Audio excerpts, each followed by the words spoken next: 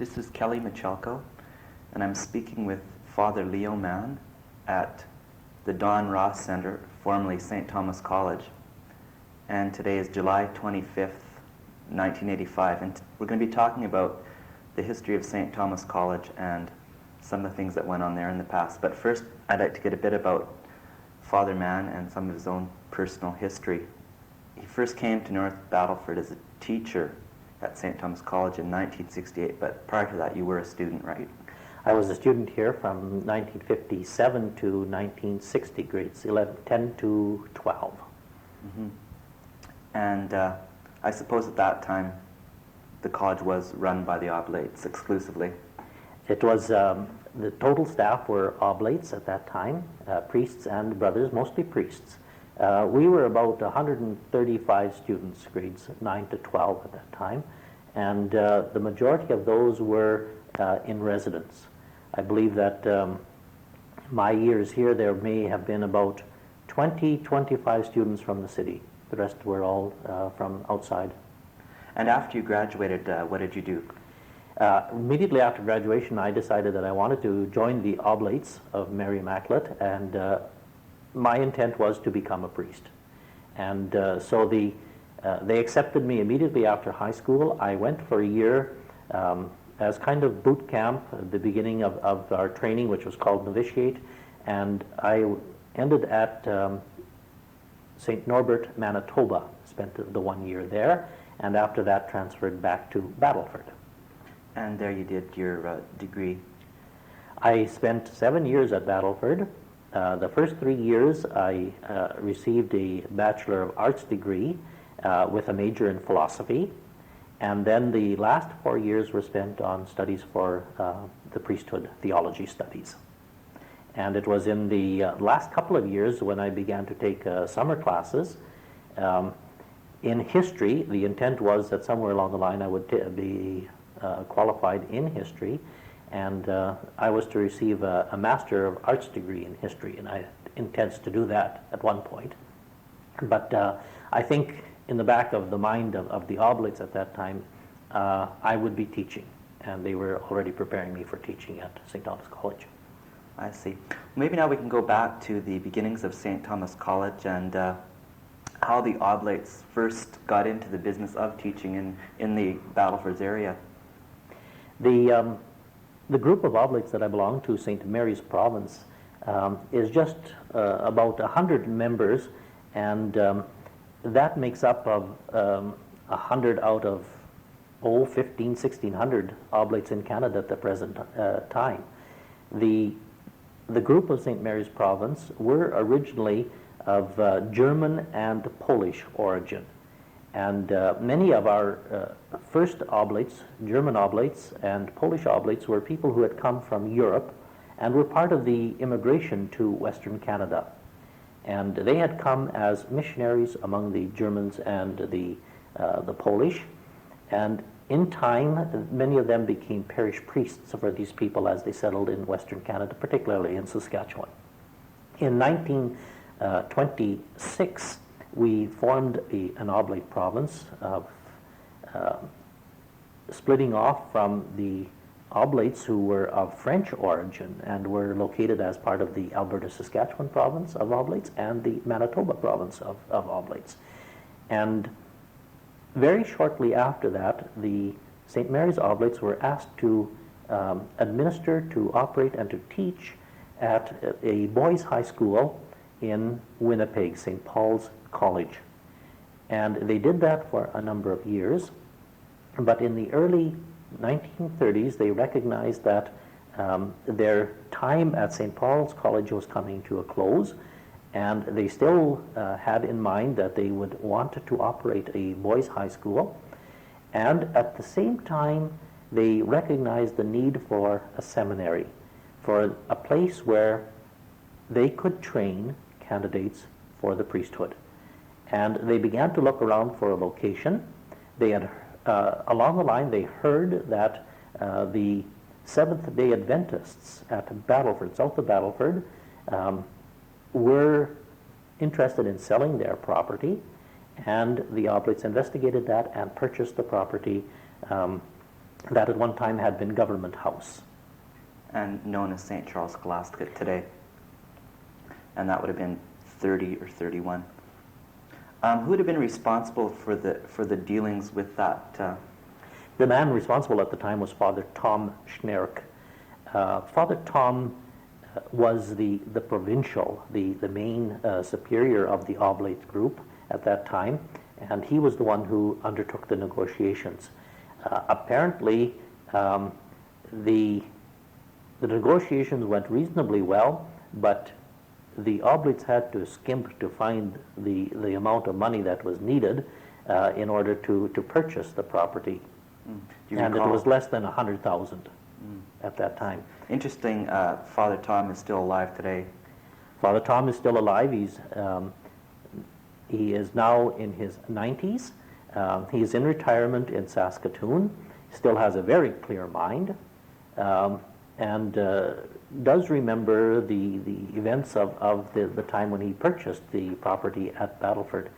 Father Tom not only purchased the property at Battleford, but he became the first superior at Battleford and would have been then the first rector of St. Thomas College at Battleford, although he never resided there. Someone else actually was doing the administration work for him. When the college opened at North Battleford in 1950, Father Tom was appointed as the first superior, the first rector of St. Thomas College in North Battleford, and was here as rector for 3 years.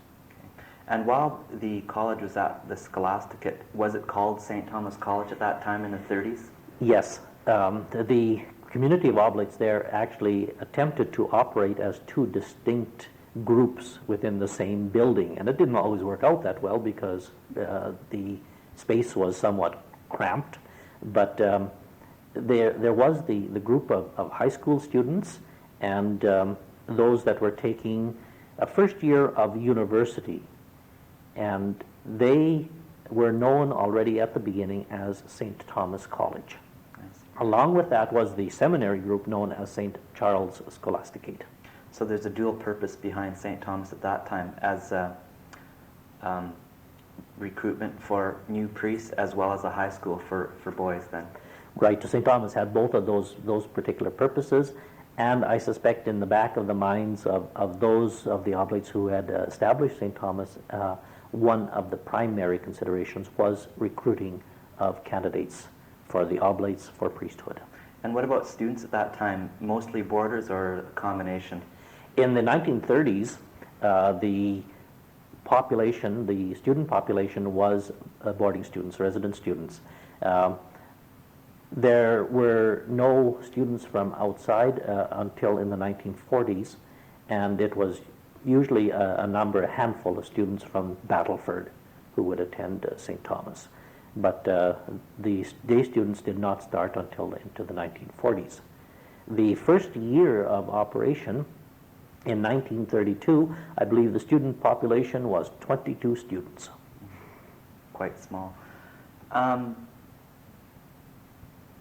When did the college get its university affiliation to offer classes leading to an arts degree? Already by the 1940s, the college became chartered as a college, an extension of the University of Ottawa. The intent was that St. Thomas College would offer a Bachelor of Arts degree, and in some ways this would help to qualify those who were proceeding on to the priesthood by giving them some professional degree, some university degree. And because St. Charles and St. Thomas were located in the same building, candidates for the priesthood could take the classes in arts that were offered at St. Thomas. So our affiliation was with the University of Ottawa.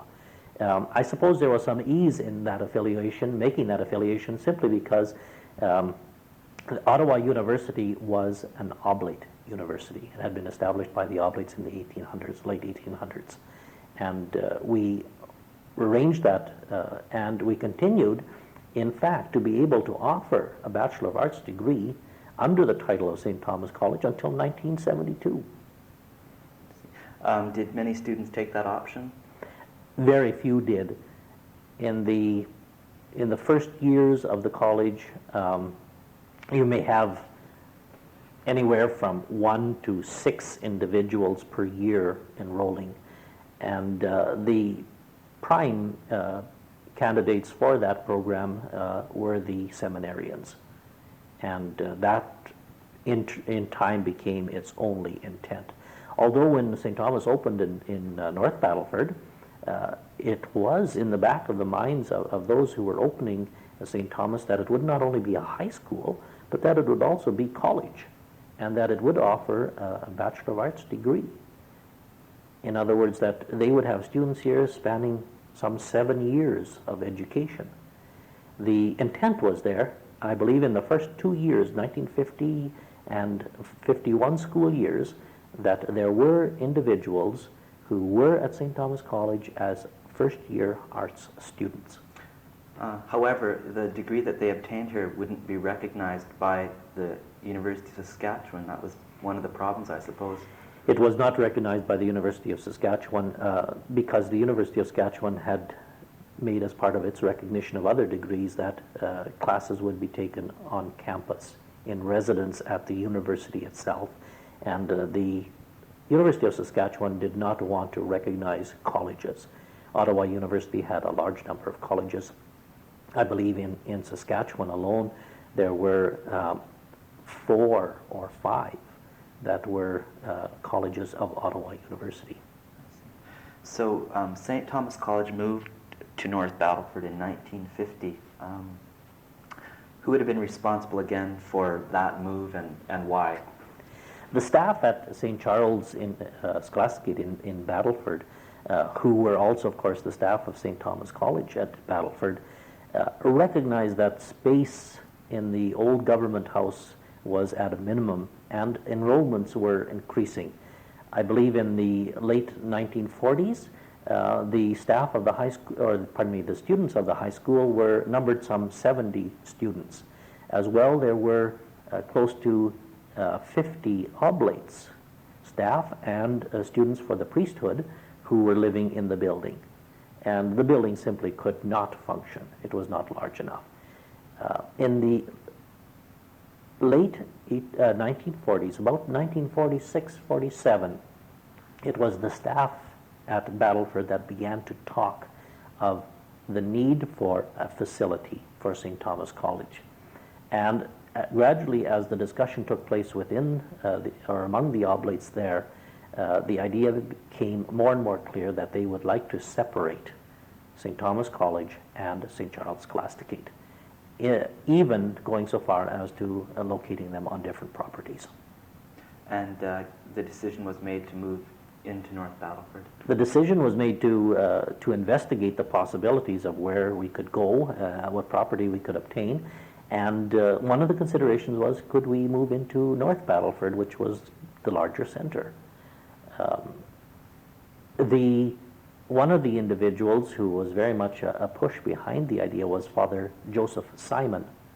Father Simon had been on staff at St. Charles, and was a teacher of St. Thomas College, very much known for his skill as a hockey coach. And he wanted and saw the need also for expanded recreational facilities for high school students, which Battleford, St. Charles, and Battleford simply did not have. One of the problems that the college did run into was dealing with the tax at that time, and I guess it led to one of the mayors resigning. Maybe we can talk a bit about that. The Oblates approached the city council with the intent of moving into the city, and there were really 2 issues that had to be faced. One was to find property, and the second one was to obtain the tax exemption, property tax exemption on that property, because it would be used as for educational purposes.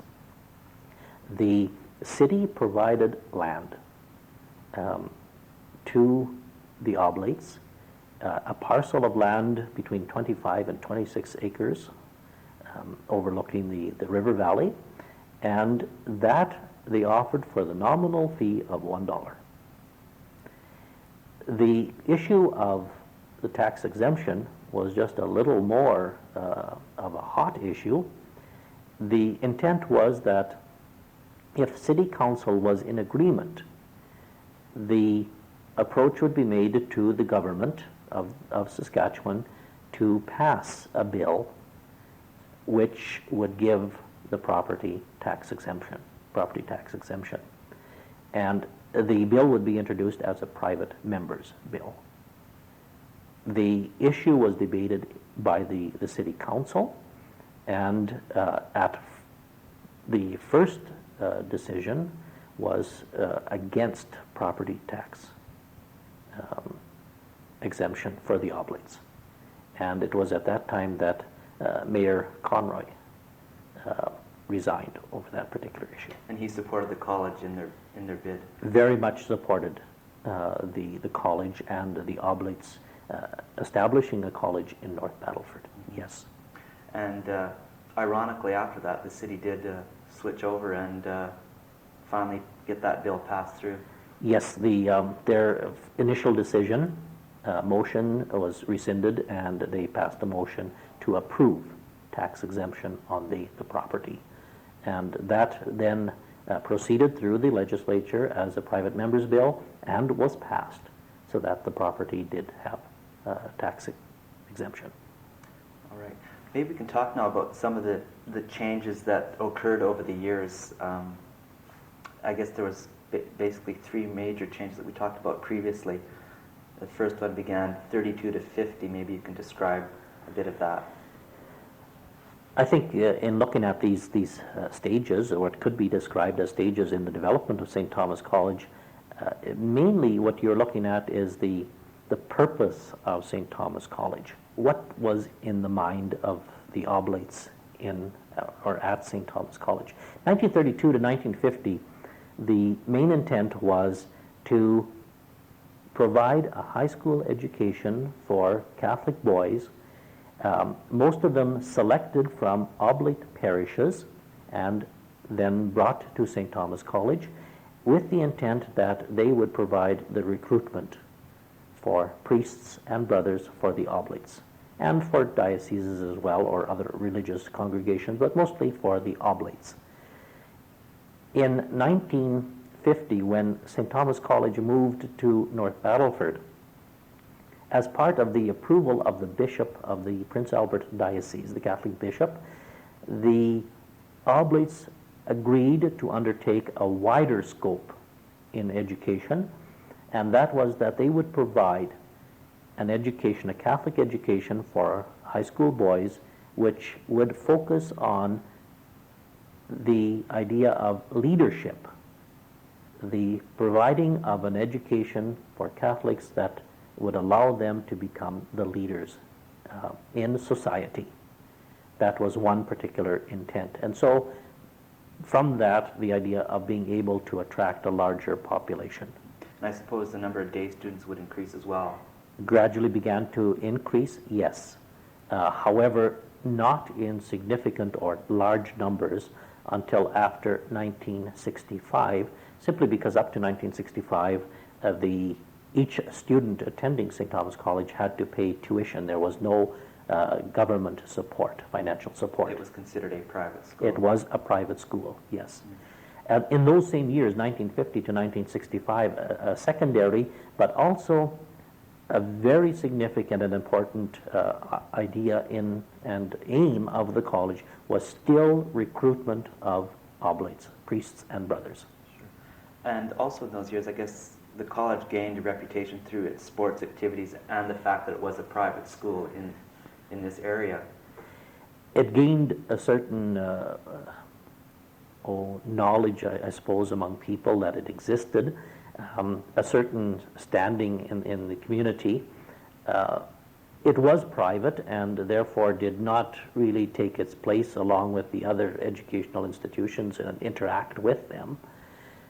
However, I believe it was because of certain activities that were undertaken as part of the college program and curriculum that the college became known a little more.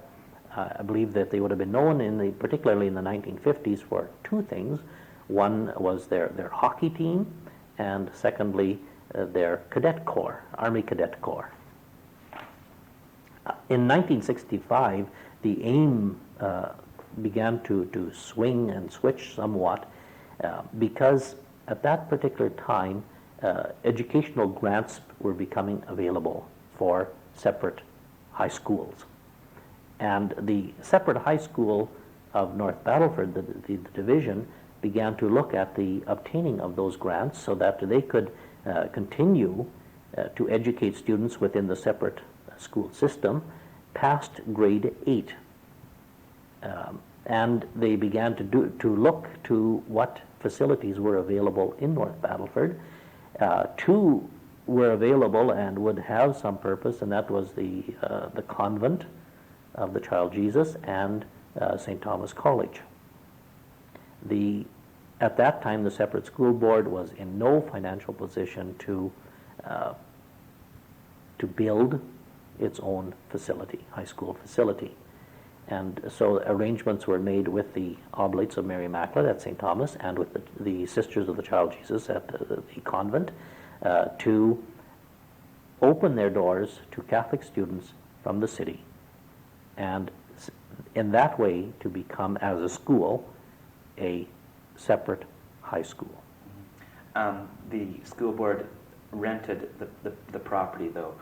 The Oblates still were in control, I suppose, in that sense. Yes, the Oblates continued at St. Thomas College, and it was a type of partnership that was arranged, really.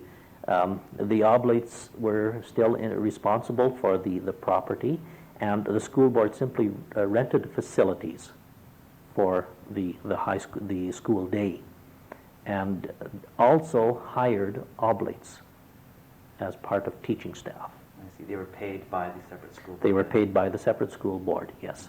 And I suppose at this time lay teachers would also come into the scene. Lay teachers at St. Thomas started in about 1965. One individual, Mr.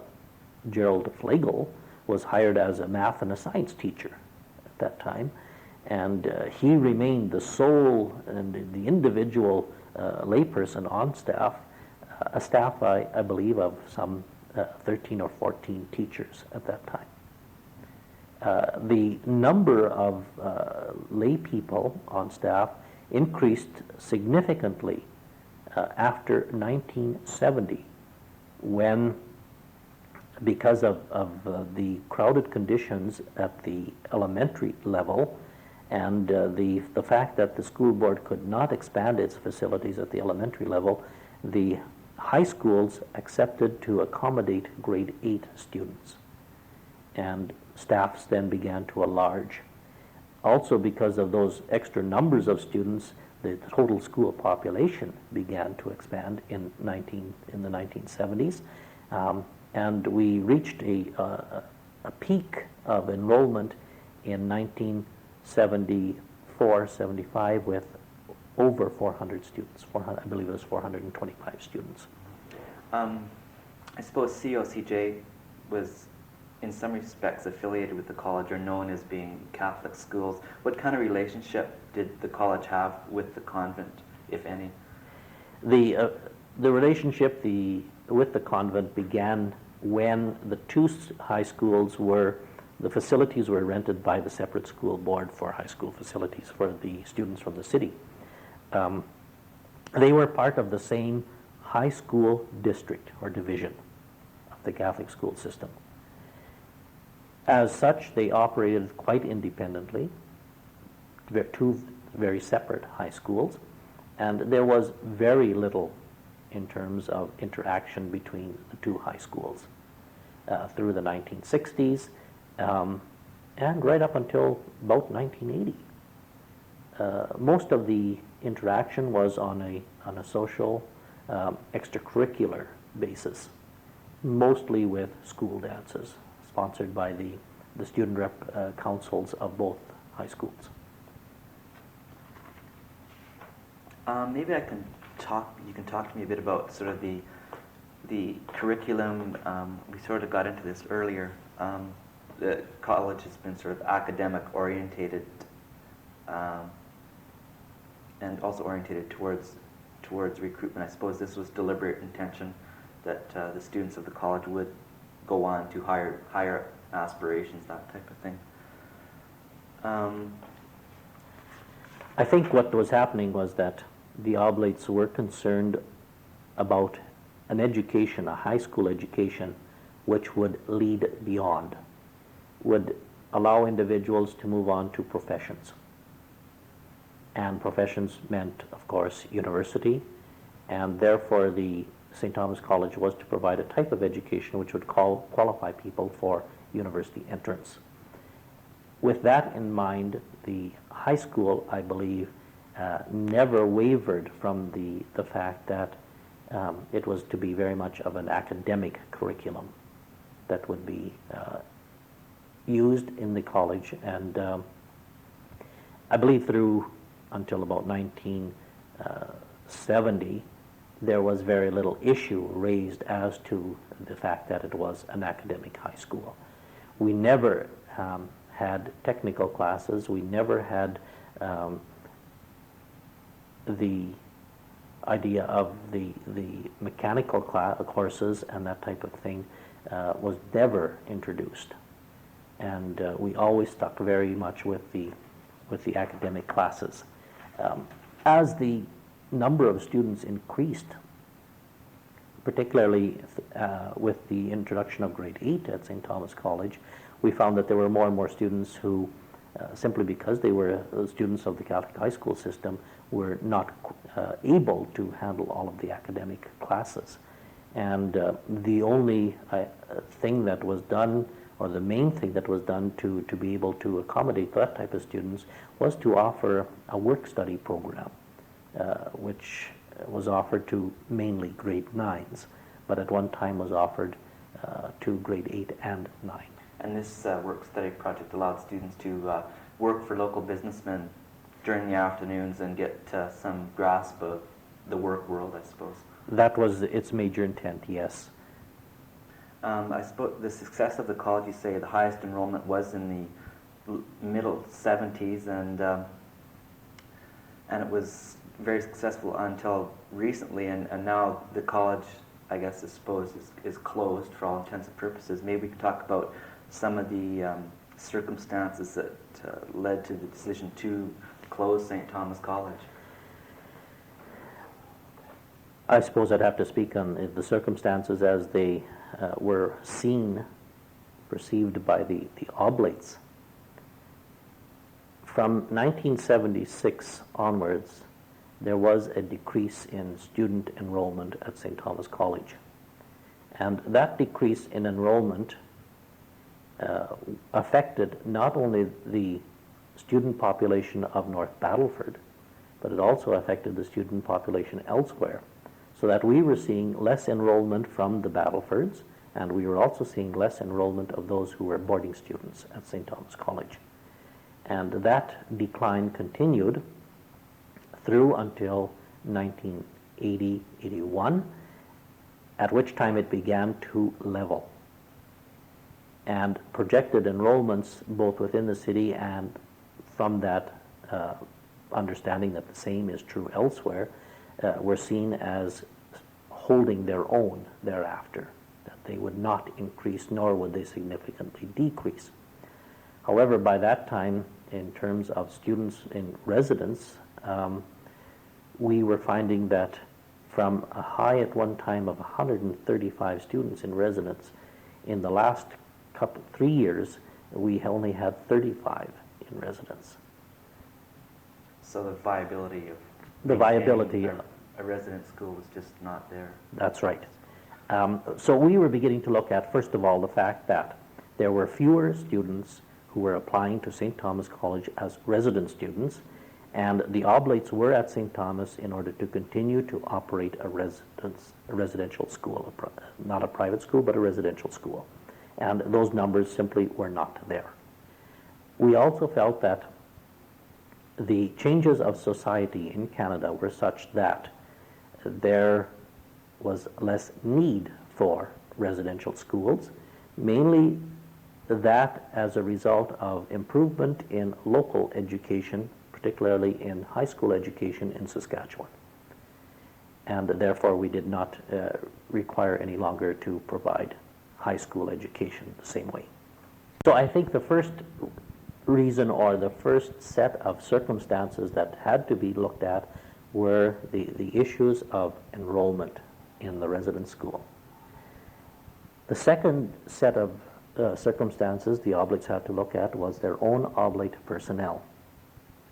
In order to continue St. Thomas College as a residential school and to make it viable, even financially, we needed a number of Oblates who would be in residence, and we needed a number of Oblates who would be teaching. We were finding, and are finding, that the number of Oblates available becomes less and less each year. We simply do not have new recruits, young men who are coming in and who would be able to be assigned to this particular ministry. At the same time, we're finding that our Oblate personnel is aging, and that we have larger and larger numbers who will be facing retirement.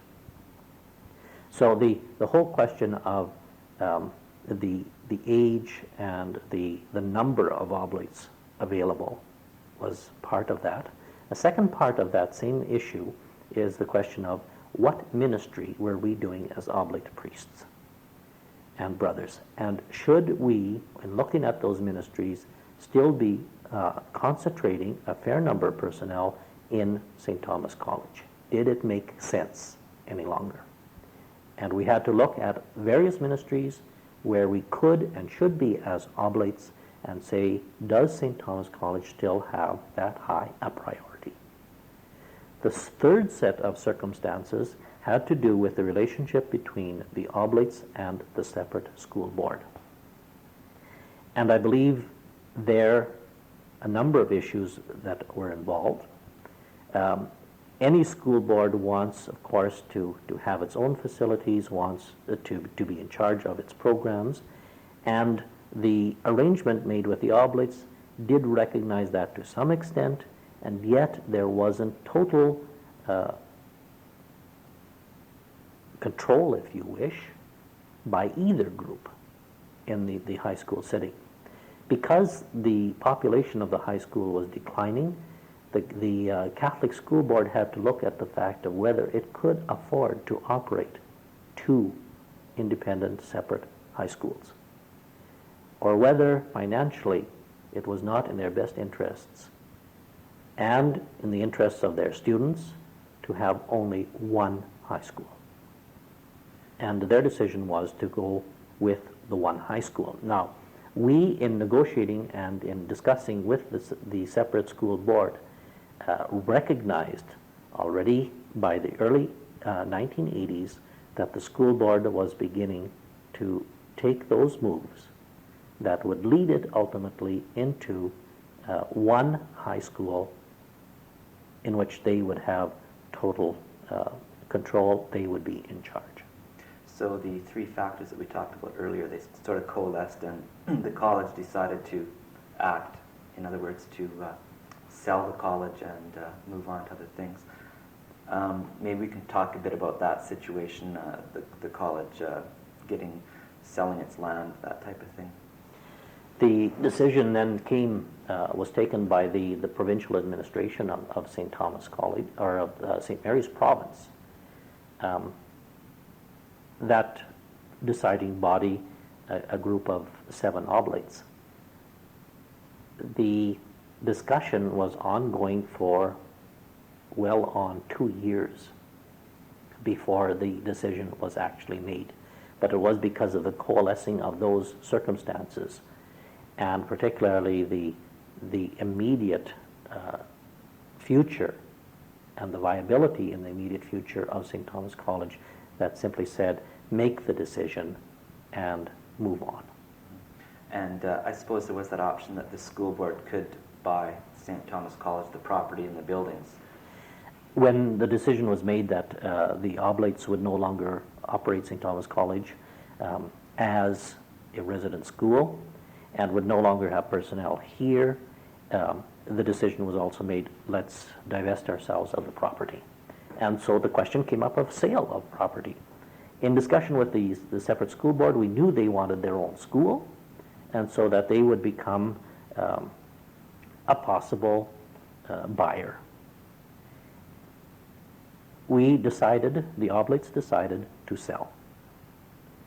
And the first process then was to have the property and buildings appraised.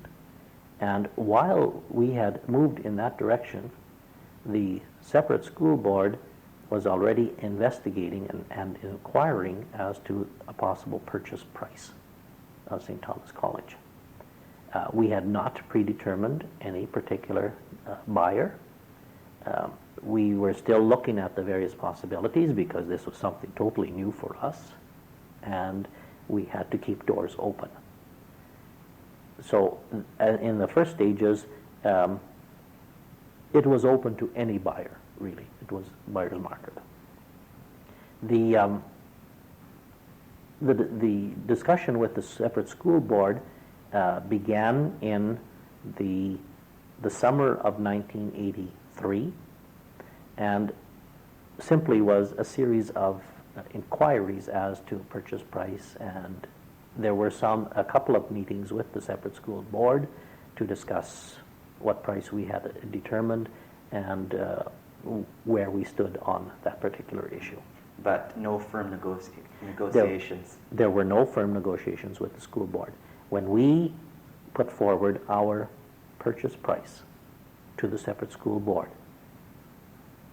they simply looked at it and they did not make any further move on that. And then I guess you decided to go into the open market with the deal. Yes. We had determined that because we're going to sell sooner or later, we're going to have to get into the market, and it was with the approach to us by real estate agents that we began to look at that, and we listed our property for the first time in November of 1983. By that time, we had been discussing with the separate school board since about July. The appraised value was approximately $6 million. I guess the Oblates considered that price, but realized that not too many people would be willing to pay that price for this, the way it was laid out, that type of thing. The property served as a school and as a residential school, a private residential school. It was what it was functioning for, could function for. And as such, what type of buyer, who would buy? And we knew that. So we knew that although the estimated value, the appraised value was $6 million, we would not get that amount of money. So leading up to, I guess, the present moment, the college has been sold to the city of North Battleford, and the separate school board is now going to be opening a single co-ed separate school. What is the future, I guess, for the Oblates in teaching that type of thing? The Oblates of St. Mary's Province,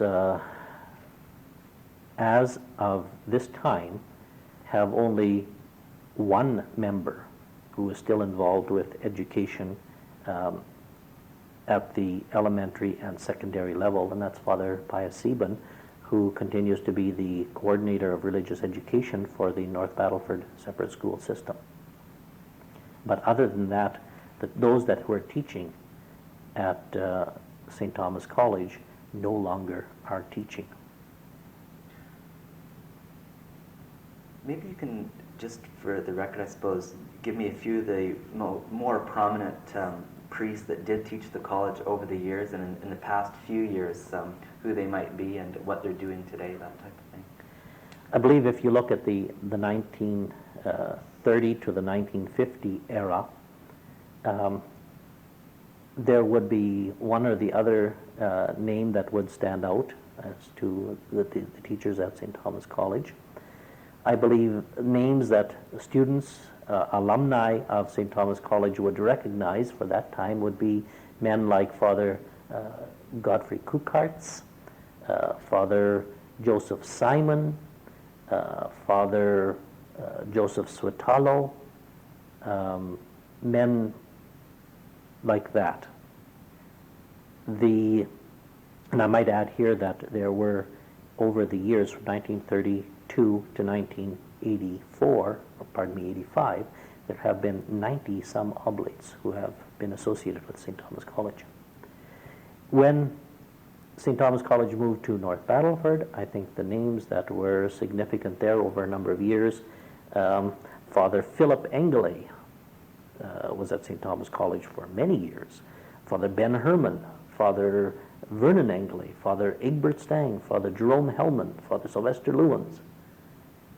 These were men who spent many years at St. Thomas College. And you yourself, I said before, came in '68 and were a teacher and principal in the latter years at St. Thomas College. I'm wondering if you have any regrets about the closing of the college and how you feel about the whole issue today. Regrets, many. It was a ministry that I particularly enjoyed.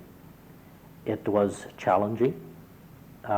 And I think those of us who taught at St. Thomas College and were involved with youth, found it to be invigorating. Men who for many years could continue to be at St. Thomas College and found it life-giving. I think, for example, here of Brother Anton Zisper, who spent 32 years at St. Thomas College, is now 82 years of age, who was very much invigorated by the fact of young people being around and being involved with them. So I did enjoy teaching. I enjoyed teaching particularly within the context of St. Thomas College, where I not only taught, but I was also involved with the residence program and with students who lived in. And I think it was the combination of both of those that I really appreciated throughout those many years. Less so, I appreciated the task of being principal of the school. I undertook to be principal when Father Egbert Stang realized it was time for him to move on to other ministry, and when he resigned as principal. Our agreement was between the Oblates and the school board that an Oblate would be principal of St. Thomas College. And when we looked around, it fell to me to accept to become principal. I did accept, with the recognition that I didn't think I would be principal for many years, and it came true. When I resigned as principal, we really had no other Oblate who would be and wanted to be principal of St. Thomas College. So I have appreciated being here. I miss it, and have missed it through the past year, simply because of the number of people that are around and working with youth. What does the future hold for the Oblates then? Many good things, I hope. However, at the present time, there are questions, there are doubts, there are clouds, I suppose, simply because of the personnel that we presently have aging. Recruits, new personnel are few and far between. And I believe that we're looking to a changed world, we're looking to a changed church, and therefore a different style of ministry. And somehow we're having to adapt to that. The Oblates have been missionary priests and brothers, and we're asking ourselves, how are we as a group of priests and brothers in Saskatchewan, how are we able to be missionary in the society in which we live? Well, thank you, Father Mann. You're welcome.